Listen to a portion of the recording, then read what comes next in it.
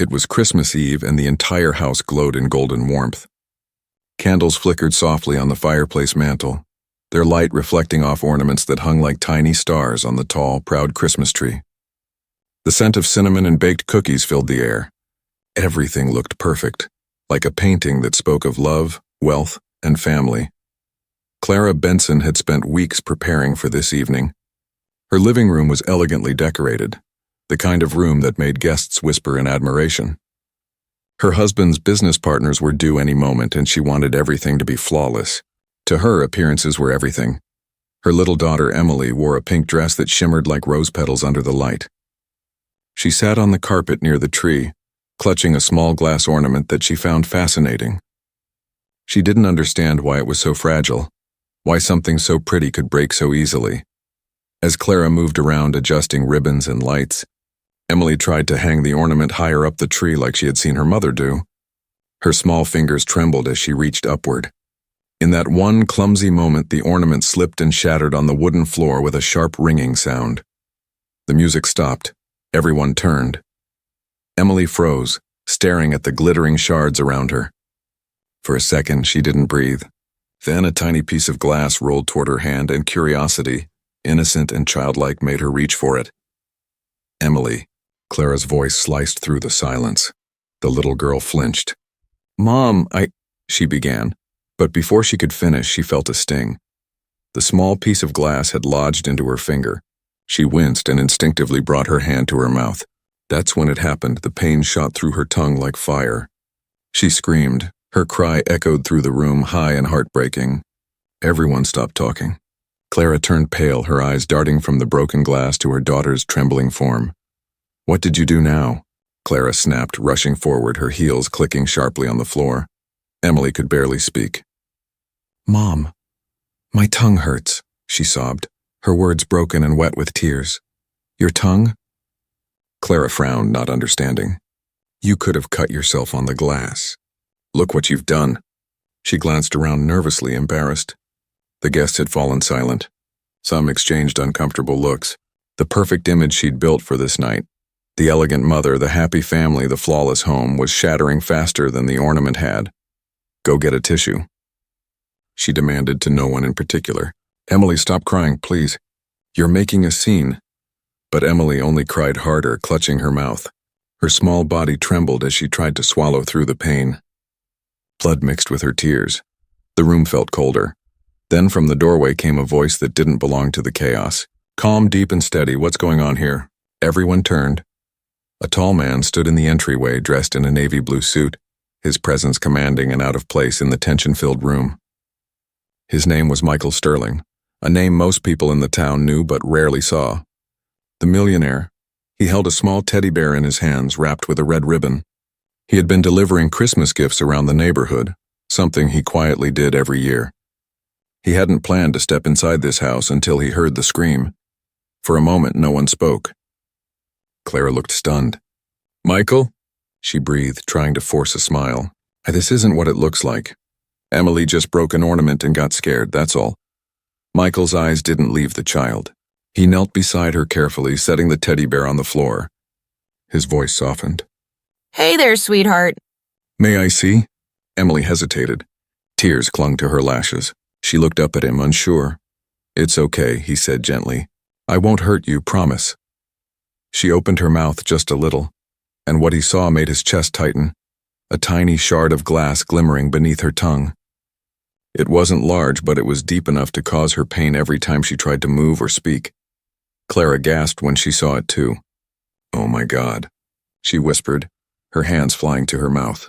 "I didn't—" Michael looked up at her, calm but firm. "She needs help, now." The tension in his voice carried authority, the kind that silenced excuses. Without waiting for permission, he scooped Emily gently into his arms. She didn't resist. Her head rested against his chest, small sobs shaking her frame. "Where's your car, Clara?" he asked briskly. She stammered, fumbling for her keys. It's in the driveway, but never mind," he said. "I've got mine outside." And with that, he turned and carried the crying child out the door. The night air was sharp and cold, but Michael didn't notice. He moved quickly, the sound of Emily's sobs pushing him forward. He placed her carefully in the back seat of his car, wrapped her in a blanket from the trunk, and handed her the teddy bear. "Hold this, sweetheart," he said softly. "We'll get you taken care of soon." Clara followed, her eyes wet and filled with regret. She didn't know what to say. She had been so caught up in perfection, so afraid of being judged, that she hadn't even listened to her daughter's pain. As the car engine started, she whispered, "I didn't mean to yell at her." Michael glanced at her briefly before focusing on the road. "Sometimes," he said, "we don't mean to, but silence can hurt more than words." The drive to the hospital felt endless. Emily's cries quieted into soft whimpers as exhaustion took over. Michael drove faster than he ever had, his knuckles white against the steering wheel. When they arrived, nurses rushed Emily inside. Clara followed close behind, her heart heavy with guilt. In the waiting area, Michael stood by the door, his expression unreadable. He had seen pain before. His own childhood had been filled with it. But something about the little girl's innocence hit him deeply. Maybe it was because she reminded him of someone he once was, a child no one listened to. An hour later, the doctor came out. "She'll be fine," he said with a reassuring smile. We removed the glass. It was a small piece, but it could have caused serious damage if left longer. "She's resting now." Clara let out a breath she didn't know she was holding. Tears finally fell down her cheeks, silent and sincere. "Thank you," she whispered. Michael simply nodded as they waited for Emily to wake. Clara finally spoke again, her voice shaking. "You must think I'm a terrible mother." He looked at her quietly. "No," he said. "I think you're a mother who forgot what matters most for a moment. It happens. But the difference is, you get to make it right." His words weren't judgmental. They were understanding, born from experience. When Emily finally opened her eyes, she saw her mother beside her, holding her hand tightly. Clara smiled through tears. "I'm so sorry, sweetheart. Mommy didn't listen. I promise I'll always listen now." Emily smiled weakly, her small fingers squeezing back. "It's okay, Mom," she whispered. Michael watched them from the doorway, the faintest smile crossing his lips. He quietly turned to leave, not wanting to interrupt the moment. But as he reached the door, Clara called after him. "Michael." "Thank you," he turned slightly. "Don't thank me," he said. "Just love her the way she deserves. That's all the thanks I need." The words stayed with her long after he left. That night, as snow began to fall outside the hospital window, Clara realized something she had forgotten in her chase for perfection, that love is not about control or image. It's about presence. It's about listening. And somewhere on his drive back home, Michael Sterling looked at the empty passenger seat beside him, the one where Emily had sat wrapped in his blanket, and he smiled softly. For the first time in years, Christmas had meaning again. The next morning dawned pale and quiet, the kind of winter morning where sunlight looks cold no matter how bright it is. Clara sat at the kitchen table, her hands wrapped around a cup of coffee she could not bring herself to drink. The house was still and too still. She could hear faint movements upstairs, where Emily was resting after being discharged from the hospital. Every now and then she caught the sound of soft humming. It should have been comforting. Instead, it broke her heart. The previous night played over in her mind again and again. Her daughter's cry, the glass on the floor, the accusing stares of her guests, and Michael Sterling's calm yet disappointed expression. She had not slept. The image of Emily's terrified face haunted her every time she closed her eyes. Clara had prided herself on being strong, polished, and in control. She hosted perfect dinners, maintained perfect appearances, and believed that perfection meant love. But last night had cracked that illusion. It revealed something she had not wanted to face, that she had been too focused on impressing others to notice her daughter's pain. When Emily entered the kitchen, wrapped in her pink blanket, Clara looked up instantly. The girl's little tongue was still swollen, but she smiled faintly. "Morning, Mommy," she whispered. Clara's throat tightened. She rose from her chair and knelt beside Emily, gently brushing her hair back. "How are you feeling, sweetheart?" "It hurts a little," Emily said softly, "but the doctor gave me strawberry medicine. It tastes nice." Clara tried to smile, but guilt pressed heavy on her chest. "I'm sorry, Emily, I should have listened to you last night. I was scared you got hurt because of the glass, but I didn't know you were in real pain."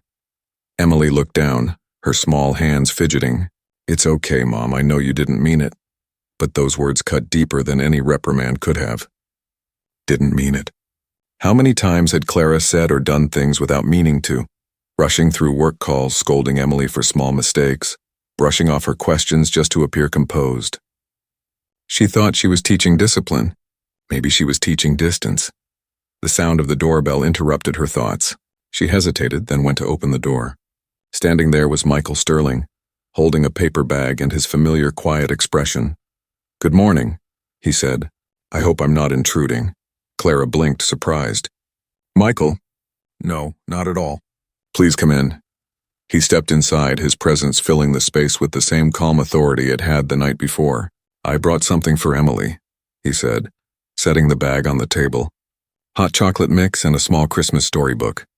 My housekeeper said it helps when children need comfort." "That's very kind of you," Clara replied quietly.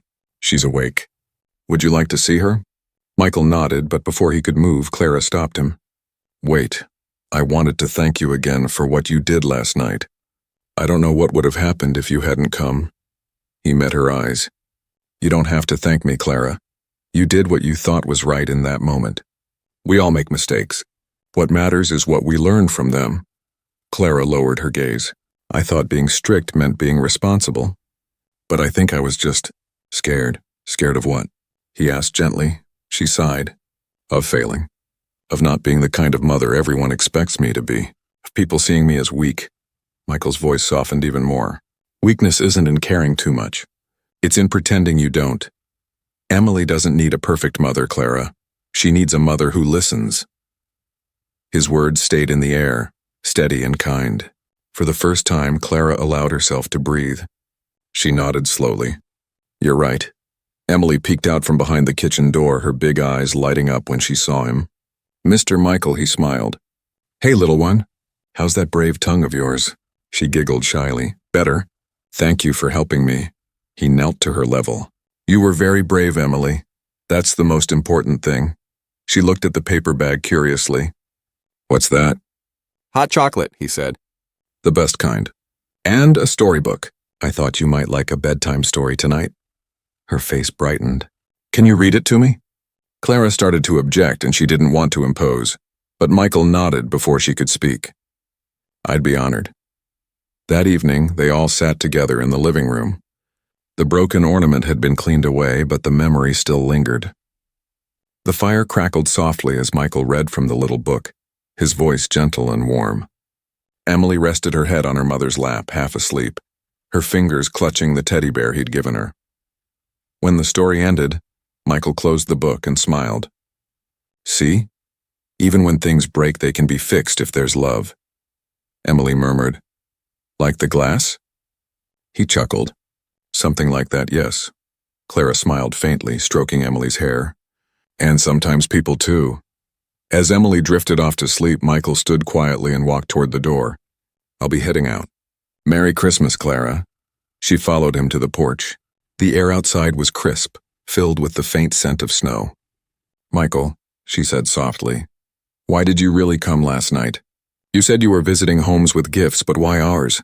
He looked out at the quiet street before replying. "When I was a boy, I used to live nearby. My mother worked for a family that threw parties like yours. I remember standing outside their window once watching their Christmas lights. I promised myself that if I ever had the chance, I'd bring light to someone else's house instead of just watching it. Last night I heard a scream, Nair, and I remembered that promise." Clara felt a lump rise in her throat. "You've done more than that. You reminded me what truly matters," he smiled faintly. "Then maybe we both learned something." As he walked away, snowflakes began to fall again, soft and slow, like forgiveness drifting down from the sky. Clara stood at the doorway for a long moment, watching him disappear into the glow of streetlights. Inside, Emily stirred in her sleep and whispered something that made her heart ache. "Mom, love you." Tears welled in Clara's eyes as she whispered back, "I love you too, my baby." That night, as she sat by the window watching the snow settle over the world, Clara made a silent promise to listen more, to care deeper, and to never let pride silence love again. The Christmas lights flickered softly, their reflections dancing over the clean floor, and for the first time in years, the house felt like a home, The morning sun filtered through the window, turning the hospital's white curtains golden. Emily lay in her bed, her small frame hidden beneath the blankets, clutching the teddy bear that Michael had given her. Her breathing was soft and even, a faint whistle escaping her lips where the wound inside her mouth was healing. Beside her sat Clara, her fingers gently tracing the little girl's hand as if afraid she might lose her again. It had been 2 days since that night, the night Clara couldn't stop replaying in her mind. Every sound of glass breaking still made her flinch. Every quiet moment filled her with guilt. But in the quiet of that hospital room, something had shifted. The mother who once cared too much about how she looked, now only cared about how deeply she listened. That afternoon, as nurses moved in and out, a soft knock echoed at the door. Clara looked up. Michael Sterling stood there holding 2 cups of coffee. He looked rested but thoughtful, as if he had spent the morning wrestling with his own ghosts. "I wasn't sure if you liked coffee black or with sugar," he said quietly. Clara managed a small smile. "At this point, anything that keeps me awake will do." He chuckled softly, handing her a cup before pulling a chair beside her. For a moment they sat in silence, 2 people who had crossed paths because of a child's cry, now connected by something deeper than coincidence. "She looks better," he said, nodding toward Emily. "She's stronger than I thought," Clara replied. "She keeps saying she wants to go home and decorate the tree again." "That's a good sign," Michael said. "Children heal faster than we expect, sometimes faster than adults." Clara studied him. "You sound like someone who knows pain well." Michael smiled faintly, his eyes distant. "Maybe I do." He looked out the window where snow was falling gently over the city. "When I was little," he began, "I lived in a small town not far from here. We didn't have much. My mother worked 2 jobs just to keep food on the table. Every Christmas she would tell me we didn't need gifts. We had love. But when she got sick, even that love started to feel like a luxury we couldn't afford. I remember standing outside houses like this one, watching families through the window, perfect, smiling, warm. I promised myself one day I'd be able to give someone else what I never had." Clara listened quietly, her heart heavy. "So that's why you do it?" "The Christmas visits. The gifts," he nodded. "I can't change my past. But I can make someone's present a little softer." Clara looked down at her cup, thinking about all the years she had spent chasing an image. The perfect house, the perfect parties, the perfect family portrait. Yet it took a stranger's kindness to show her what perfection really was. "Michael," she said softly, "I wish I had seen what you saw that night. I should have noticed the pain in her face." "I should have," he interrupted her gently. "Clara, stop. You saw it when it mattered. That's what counts." "But I hurt her," she whispered, tears filling her eyes. "Not just with words, with the way I made her feel small." Michael leaned forward, his voice steady. "Then make her feel big now. Make her feel heard, important, loved. That's how you fix it." There was no judgment in his tone, just truth, simple, quiet truth that sank deep. Later that day, Emily woke up, rubbing her eyes. When she saw Michael, she smiled. "You came back? I promised I'd check on you," he said warmly. "And I brought something." He reached into his coat pocket and pulled out a small music box.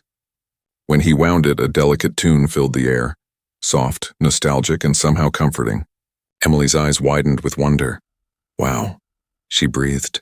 "It's so pretty," Michael smiled. "It belonged to my mother. She used to play it for me when I was scared." "I think she'd like you to have it," Clara gasped. "Michael, I can't let you," but he shook his head. "It's meant for her. It's just a reminder that even when the world feels broken, music still plays." Emily hugged the box tightly. "Thank you." That evening, as they left the hospital, the world outside was covered in fresh snow. The air was crisp and the sky glowed with the kind of soft blue that made everything feel new. Michael helped Clara get Emily into the car, then stood for a moment beside them. "Michael," Clara said, pausing before closing the door, "I don't know how to repay you." He smiled. "Don't just pay it forward. Be someone's moment of kindness when they least expect it." She nodded, her throat tight. "You really believe in that, don't you?" He looked at Emily, then back at her. "I believe that love in any form always comes back around." When they reached home, the living room still bore faint traces of that painful night. A faint scratch on the floor where the glass had broken, an ornament missing from the tree. But instead of covering it up, Clara left it that way. It was a reminder, not of failure, but of growth. That night, after putting Emily to bed, Clara stood alone in the living room. The lights on the Christmas tree glimmered softly, their colors dancing across the walls. She turned on the music box and its melody filled the air. It wasn't perfect. Some notes were faint, others too sharp. But that was the beauty of it. Imperfection creating something whole. She closed her eyes, and for the first time in years, she didn't wish for more. She simply whispered into the quiet, "Thank you, Michael." Outside, across the street, a shadow lingered for a moment. Michael, watching from his car, making sure they got home safe. When he saw the warm light through the window and the faint silhouette of a mother holding her child, he smiled to himself and drove away. For him, the story wasn't about charity or grand gestures. It was about one small act of noticing, one moment of choosing to care when others didn't. And for Clara, it was about something even simpler, realizing that love wasn't found in perfection, but in presence. That night, as snow continued to fall and the world slept quietly, two hearts that had once been strangers were forever changed by a child's cry, a shard of glass, and the courage it took to listen. The following morning carried a rare kind of peace. Light filtered through soft clouds as if the sky itself had been washed clean. Clara stood at the window of her home, watching snowflakes drift across the street. The faint hum of life returning to normal whispered through the house. Emily was home again, her laughter echoing faintly from the living room where she played with her new teddy bear. Clara smiled for the first time in days, but it was a tired smile, the kind that comes after too much reflection. She could still see everything that had happened, the glittering shards on the floor, the look of fear in her daughter's eyes, and the moment Michael had stepped in to save her from herself. Every small detail had carved itself into her memory. When Emily saw her mother standing by the window, she ran over, clutching the teddy bear in her arms. "Mommy, can we make pancakes today? The ones with chocolate chips?" Clara turned and knelt down. "Of course, sweetheart," she said softly, brushing Emily's hair from her face.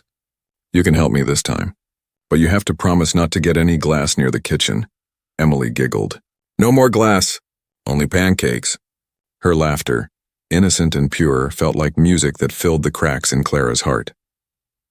As they cooked together, Clara noticed how Emily hummed while stirring the batter. She realized that before all this she had barely paid attention to these small moments. The way Emily's nose wrinkled when she concentrated, or how she would dance slightly whenever she mixed something in a bowl. Those were the moments that truly made a home, not the decorations or the perfection she had once chased. But there was one thing that still lingered. The mystery of why Michael had been there that night. She knew he often did charity work, but his sudden appearance still felt too perfectly timed. That afternoon, she decided to find out. Michael Sterling lived on the other side of town, in a large but surprisingly modest home compared to his wealth. It wasn't the kind of place that shouted luxury. Instead, it felt quiet, lived in, filled with meaning rather than display. When Clara arrived, she found him outside feeding stray cats near his porch. He turned when he heard her footsteps, surprise flashing across his face. "Clara," he said gently, "this is unexpected." "I hope I'm not intruding," she said, her tone careful. "I just wanted to thank you again, properly this time, and maybe to ask you something." He smiled faintly. "You don't owe me thanks, but you can ask whatever you like." She hesitated for a moment before speaking. "That night, you didn't just happen to be passing by, did you? It felt like you knew something was wrong." Michael looked at the ground, his hands slipping into his coat pockets. "No, I didn't know, but I saw something earlier that day that made me stop by." He motioned for her to follow him to the porch where 2 cups of tea waited. The snow had begun to fall again, each flake landing softly like a secret being told. He continued, "I was delivering toys to a nearby shelter when I saw you and Emily leaving the store.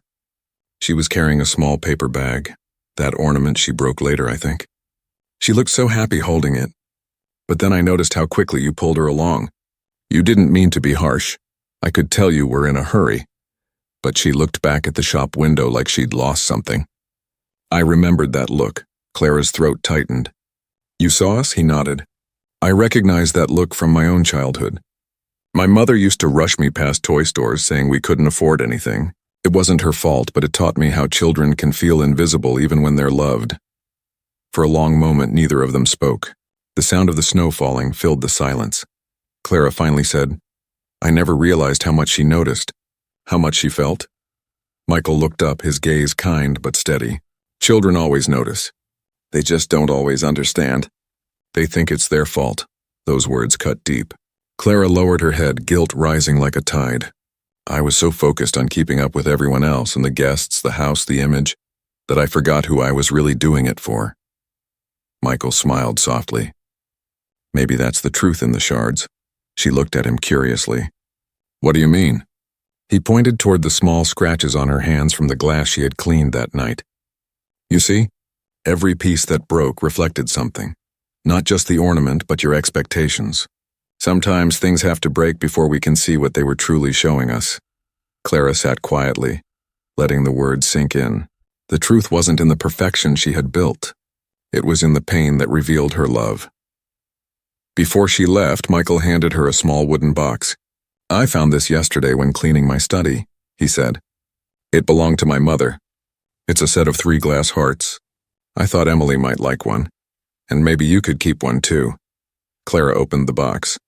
Inside, nestled in soft cloth, were 3 tiny hearts made of colored glass, one red, one clear, one golden. They caught the light beautifully, glowing even in the gray winter day. "They're beautiful," she whispered. "They're fragile," Michael said. "But if you look closely, each one has a small line in it, a flaw. My mother used to say that those lines are what make them real." Clara held the box close, her eyes glistening. "Thank you, Michael, truly," he smiled. "Just promise me one thing, don't hide them away. Keep them where Emily can see them. Let her remember that beauty isn't about being unbroken." When Clara returned home that evening, she placed the glass hearts near the window, where the light could reach them. Emily ran up, her eyes wide. "Wow, Mommy. They sparkle." Clara lifted her daughter into her arms. "Yes, sweetheart, they do. And do you know why?" Emily shook her head, curious. "Because even broken light can shine," Clara whispered, pressing a kiss to her forehead. That night, as Emily slept peacefully, Clara stood by the window once more. The glass hearts reflected the city lights, 3 colors glowing together, each one imperfect and yet whole. For the first time in years, she didn't feel the need to fix everything. She simply felt grateful, for the lesson, for her daughter, and for the stranger who had seen what she couldn't. Outside, the snow kept falling, covering the world in silence and forgiveness. And somewhere across town, Michael Sterling sat alone in his study, smiling faintly as he imagined the glow of those 3 small hearts, in a home that finally understood what it meant to love. Completely. The hospital waiting room had a strange quietness that didn't belong to any other place. It was the kind of silence filled with people's thoughts. Mothers clutching their handbags, fathers pacing floors, nurses walking swiftly with gentle eyes. It smelled faintly of disinfectant and coffee, and time seemed to move slower there, as if every second was meant for reflection. Clara sat in one of those pale blue chairs, her coat still damp from the snow outside. Emily was in the next room, resting after a follow-up procedure to ensure her tongue had healed properly. The doctor said it was routine, but Clara couldn't calm the unease inside her. Every tick of the wall clock echoed her heartbeat. Across from her sat Michael Sterling, quiet as always. He had offered to drive them to the hospital again that morning. He didn't say much, but his presence alone steadied her. For the first time in a long while, Clara realized that silence could feel safe. "I never liked hospitals," she said softly, trying to fill the air with something other than worry. "When my husband got sick years ago, I spent so many nights in waiting rooms like this. The smell, the sounds, it all takes me back." Michael looked up, his eyes gentle. "I know that feeling. Hospitals carry memories most people don't want to revisit." She turned toward him. "Did you lose someone?" He hesitated for a moment before nodding. "My mother. She was all I had. I was 19 when she passed. I remember sitting in a waiting room just like this, listening to the hum of the vending machine, the squeak of shoes on the tile floor, and praying for a miracle that never came." Clara felt her throat tighten. "I'm sorry, Michael." He smiled faintly, a kind of smile that held both sadness and peace. "Don't be. She taught me everything I needed before she left, especially about kindness. She used to tell me, The people who need love the most are often the ones who deserve it the least at that moment. I didn't understand it back then, but I do now. Clara leaned back, thinking about Emily's eyes when she had yelled at her, about how her own frustration had blinded her to her child's pain. I think I understand it now too, she whispered. The door opened and the doctor stepped out with a warm smile. She's fine.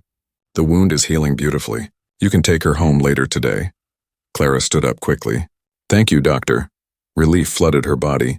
For a moment she had to steady herself on the chair. As the doctor walked away, Michael said quietly, See, she's strong. Stronger than both of us put together. Clara laughed softly. You might be right. They sat again, the weight lifting slowly between them. After a moment, Michael spoke, almost thoughtfully. You know, Clara, there's something I learned long ago. Guilt doesn't fix what's broken.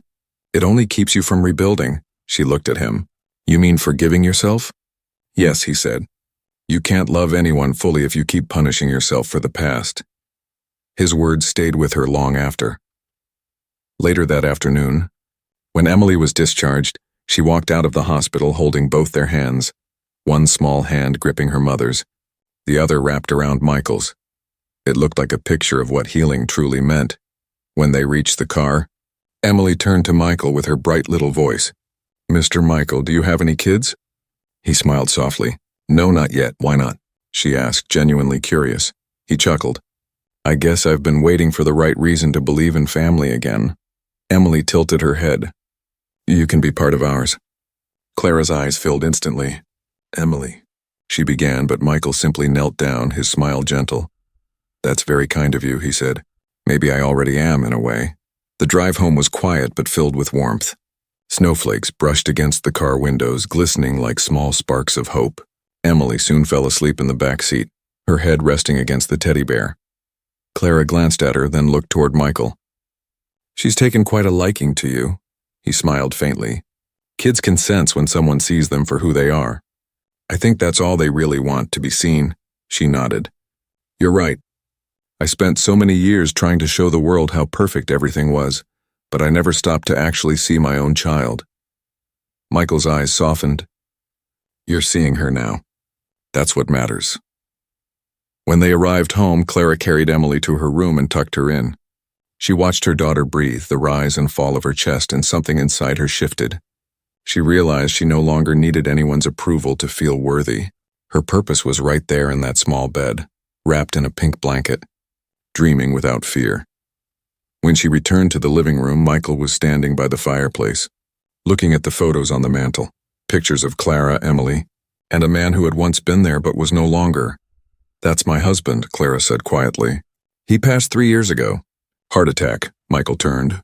I'm sorry. I didn't know, she shook her head. He was a good man, but after he died, I tried to hold everything together by myself. I thought if I kept everything perfect, I could protect Emily from feeling the pain I did. Michael's gaze softened. Sometimes trying to protect them from pain also means we stop them from growing through it. She nodded slowly, tears filling her eyes. I think I was protecting myself more than her. He didn't say anything. He simply stood there listening, really listening, the way no one had in a long time. That simple act made her tears fall freely. When she finally spoke again, her voice trembled but carried strength. I don't know how to thank you for all this. You came into our lives at the exact moment we needed someone. Michael smiled gently. Maybe it wasn't me. Maybe it was your daughter's courage that called me there. Clara looked toward the hallway where Emily's soft breathing could still be heard. She's stronger than I ever realized. That's because she learned it from you, he said. The room fell silent, but it was the kind of silence filled with peace, not regret. Clara poured them both tea, and they sat by the fireplace watching the flames dance. As the fire crackled, Michael said quietly, Do you know what my mother used to tell me about pain? Clara shook her head. She said pain is the teacher no one asks for, but everyone remembers. It leaves marks, yes, but those marks remind us where we learned love. Clara smiled softly. Your mother was wise, he nodded. She was, and she would have liked you. The warmth of the fire reflected on their faces. It wasn't just a glow from the flames, it was something more. Two people broken in their own ways, finding peace in shared understanding. Before he left that evening, Michael stood at the door and said something Clara would remember for the rest of her life. Every story of pain can end in love if someone chooses to listen. You did that today? After he left, Clara sat by the window again. Snowflakes were falling, just like the night he first appeared. But this time she didn't see coldness in them. She saw grace. In the distance, she thought she saw Michael's car lights fade into the snowy road. She whispered softly, "Thank you, Michael." Then she turned off the lights, checked on Emily one more time, and closed her eyes beside her daughter. The world outside was quiet, and for the first time in years, her heart was too. That night, in that silence, Clara understood the lesson the waiting room had taught her, that sometimes life breaks us not to destroy us, but to rebuild us with gentler hands. The morning sunlight crept through the lace curtains of Clara's living room, scattering tiny flecks of gold across the walls. The house smelled of pancakes again, but this time the air was calm. Emily sat on the rug beside the fireplace, carefully coloring in a picture of a snowman. She hummed to herself, a melody from the little music box that had become her favorite possession. Clara stood nearby, watching her daughter, realizing how much peace a child could bring when one finally slowed down to see it. The old her, the woman obsessed with perfection, would have been busy polishing the furniture or fussing over every little thing. But not now. Something in her had changed forever. When the doorbell rang, Emily jumped to her feet. "I'll get it," she called, running to the door. Clara followed, wiping her hands on her apron. Standing there was Michael Sterling, though not in his usual polished suit. He wore a simple sweater and dark jeans, his hair slightly tousled by the wind. He smiled warmly. "Good morning, Clara. I hope I'm not interrupting breakfast." Clara laughed softly. "You're just in time." "Come in." Emily's face lit up. "Mr. Michael, I drew something for you." She ran off to get her paper while Michael stepped inside. The fire's warmth touched his face and his eyes softened as he looked around the room. It no longer looked like the place of a woman who cared about image. It looked lived in, safe, real. "You've changed the house," he said quietly. Clara smiled. "No, I just started living in it." Emily came running back, holding out her drawing, a picture of 3 people standing under a Christmas tree. 1 woman, 1 little girl, and a man holding a teddy bear. Above them she had written in wobbly letters, "My family." Clara's eyes filled with tears. "Emily, sweetheart, that's beautiful." Michael took the paper gently, staring at it for a long time. He didn't say anything at first. Then in a soft, almost trembling voice, he said, "It's perfect." Emily grinned. "You can keep it." He looked at her, startled. "Are you sure?" She nodded. "You helped me when I was hurt. Mommy says people who help others are family too." Something flickered in his expression, a blend of warmth and ache. He bent down and hugged her gently. "Thank you, Emily. That means more than you know." Clara watched the moment unfold, her heart tightening. There was something behind his calm eyes, something she hadn't asked about yet. She had seen the same flicker before, but now it was clearer. Behind his strength was loneliness. When Emily went to wash her hands before breakfast, Clara poured Michael a cup of coffee and gestured for him to sit. "You never talk much about yourself," she said carefully. "I know you told me about your mother, but there's more, isn't there?" He hesitated. The smile he gave her was tired but genuine. "There usually is. Michael," she said softly, "you can tell me. You've done so much for us. You don't have to carry it alone." He stared into his coffee for a moment before speaking. "Do you remember that night I told you I used to stand outside people's windows during Christmas, watching families and wondering what it felt like to be inside?" "Yes," she said, his voice lowered. "The truth is, after my mother passed, I did have a family for a little while. I was taken in by a couple, kind people at first. They had money, comfort, everything. But they also had expectations. I wasn't their son. I was a project, a way to make their lives look better. I learned to smile when people looked and to stay quiet when they didn't. Eventually, I left. I made my own life, my own name, but I never stopped feeling like that boy on the outside of the glass." Clara listened quietly, her chest tightening. "That's why you help others," she whispered. "Because you know what it feels like to be unseen." He looked up, his eyes glistening with emotion he rarely showed. "Yes, I think everyone deserves to be seen at least once in their life. To have someone say, 'I hear you. I see you.' That's what your daughter gave me, Clara. When she called me family, I realized I've been searching for that word my whole life. Clara reached across the table and placed her hand on his. You've always been one, Michael. You just forgot what it felt like to belong. For a long moment, they sat in silence, two people who had found each other through brokenness, now holding on to the quiet understanding that love doesn't always come in the form we expect. After breakfast, they took Emily to the park nearby. The ground was covered in soft snow, and children were building snowmen while parents chatted on benches. Emily ran ahead, her laughter ringing through the air like bells. She turned back and shouted, "Mommy!" "Mr. Michael, come make snow angels with me." Clara laughed, glancing at him. "I think that's an invitation," Michael chuckled. "Then we better not refuse." They joined Emily in the snow, lying side by side as she waved her arms and legs to shape the wings of her angel. For a brief moment, everything felt timeless. No wealth, no expectations, just the simple joy of being alive. When they stood up, Clara noticed something. "Look," she said softly. "Your angel's wings are bigger than ours," Emily giggled. "That's because I have two helpers." Michael smiled faintly but said nothing. He looked at the snow angel, three shapes side by side, and felt something shift deep inside him.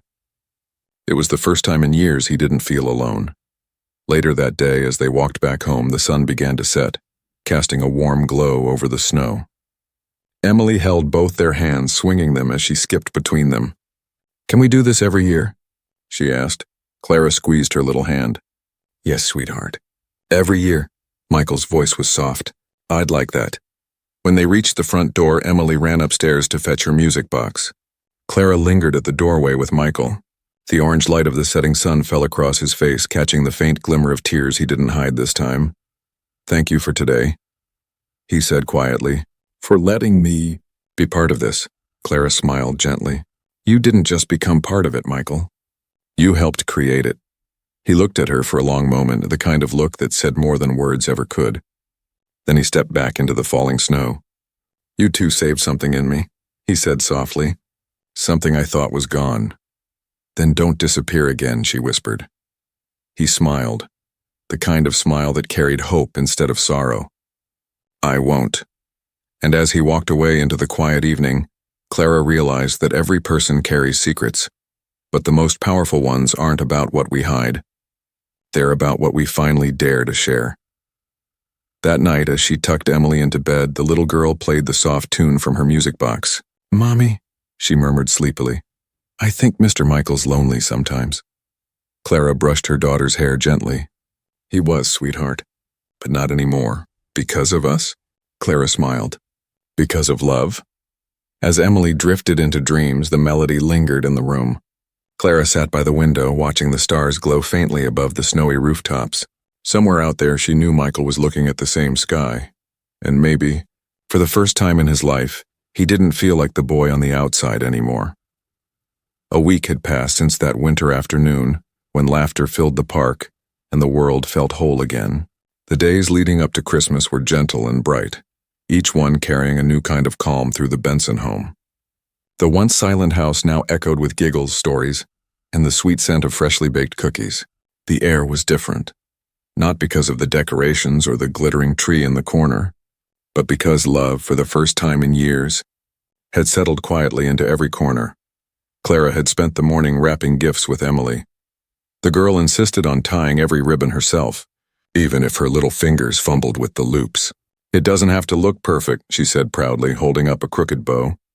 "It just has to be made with love." Clara laughed, her heart swelling at the words. Once, those ribbons would have driven her mad with their unevenness.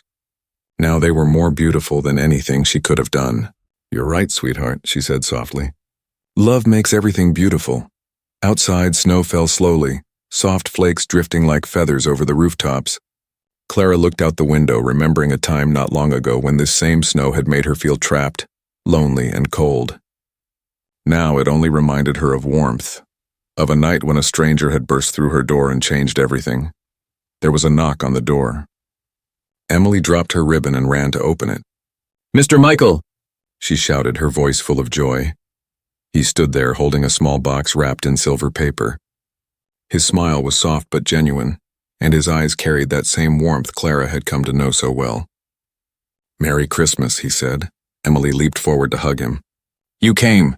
"Of course," he replied, setting the box on the table. "I promised I'd come back, didn't I?" Clara greeted him with a smile that said more than words ever could. "You're right on time for Coco and chaos," she joked, nodding toward the ribbons and paper scattered across the floor. Michael chuckled. "Chaos is my specialty." They all sat together near the fire sipping cocoa as Emily tore open her gift. Inside was a small snow globe, a tiny world of white flakes and golden light. When she shook it, it sparkled like magic. "It's so pretty," Emily whispered. "What's it called?" Michael smiled. "It's called hope. When you shake it, it reminds you that even when things look still, there's always something beautiful waiting to move again." Emily grinned, clutching it close. "I love it." As the evening deepened, Clara noticed how Michael seemed lighter, not in his posture or his words, but in his presence. The quiet sadness that used to follow him had softened. He laughed more easily, his eyes reflecting the firelight instead of old memories.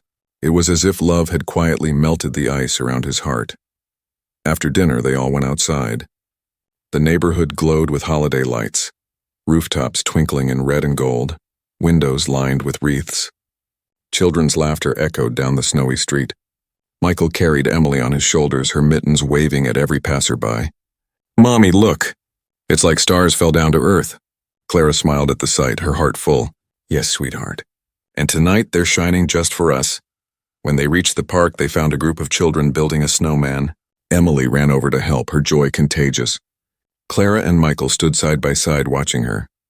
The air was cold, but their silence was warm, the kind that needs no explanation. "Do you ever think," Clara said quietly, "that maybe the hardest moments in our lives lead us exactly where we're supposed to be?" Michael glanced at her. "I think that's the only way it works. The pain, the loss, the breaking, it all makes room for something new to grow." She looked at him, her eyes glistening in the soft light. "You were that something new for us, Michael." He shook his head gently. "No, Clara. You and Emily reminded me what it means to belong. I only showed up," she smiled. "And sometimes showing up is the bravest thing a person can do." For a while they stood there, the snow falling quietly around them, until Emily's voice called out, "Mr. Michael, you have to help me. My snowman needs a hat." He laughed and jogged toward her, pulling off his own cap and placing it on the snowman's head. "There," he said. "Perfect," Emily giggled. "Now he looks like you." Clara's laughter joined hers, and for a fleeting moment, everything felt timeless, as though the world itself had stopped to watch a miracle that didn't need grand gestures or dramatic moments. It was the miracle of being seen, of being loved, of finding family in the most unexpected places. As they walked back home, the three of them together, Michael paused before the house. "I have to go soon," he said quietly. Emily's smile faltered. "Already?" He nodded gently. "I have something important to do tonight. There's a children's shelter across town. I promised them dinner and presents. But I'll be back tomorrow morning, all right?" Clara looked at him, understanding in her eyes. "You're still keeping your promise," he smiled. "Always." Emily ran forward and hugged him tightly. "Don't forget about us." He knelt down, his voice soft. "Never, little one. You're my Christmas story now." Her small hands held his face for a moment. "You're ours too." When he left, the door closed gently behind him, and for a moment Clara stood still, staring at the snow outside, listening to the quiet. She could feel his presence lingering like warmth in the air. Later that night, after Emily fell asleep, Clara went to the window and looked up at the stars. Somewhere beyond the falling snow, she imagined Michael handing out gifts, smiling at children who needed kindness the way he once had, and she whispered softly, "Merry Christmas, Michael." The next morning, just as the sun began to rise, a knock echoed through the house. Clara opened the door to find a small wooden crate sitting on the doorstep. Inside was a letter tied with a red ribbon. She opened it slowly, her heart already beating faster. "Dear Clara and Emily,